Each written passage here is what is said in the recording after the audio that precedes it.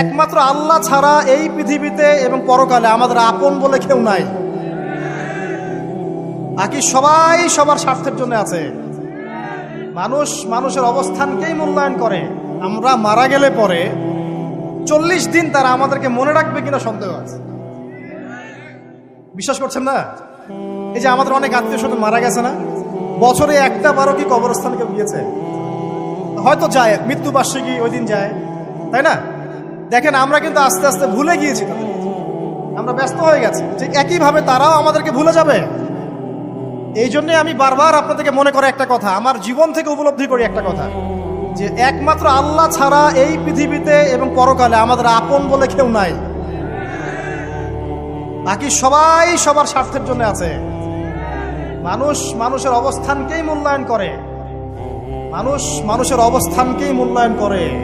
আল্লাহ রাব্বুল আলামিন আপনার ভিতরটাকে ভালোবাসেন। দেখেন আপনি যখন নামাজ পড়েন নাই, আল্লাহ পাক কিন্তু আপনাকে ধ্বংস করে দেন নাই। আল্লাহ পরম করুণাময় আপনাকে হেদায়েত দিয়ে নামাজি বানিয়ে দিয়েছেন। জীবনে অনেক পাপ করেছেন, ইনস্ট্যান্ট আল্লাহ পাক শাস্তি দিতে পারতেন, আল্লাহ পাক দেন নাই। আল্লাহ আপনাকে ভালোবাসেন, আল্লাহ আমাকে ভালোবাসেন। আল্লাহ পাকের এই ভালোবাসার ঋণটা শোধ করার জন্য হলেও নামাজি হয়ে যান, আল্লাহর পথে ফিরে আসেন, দিনের জন্য কিছু করেন, দিনের ফিকির করেন, পড়াশোনা করেন। প্রিয় ভাইরা, আল্লাহ পাক তৌফিক দান করুন।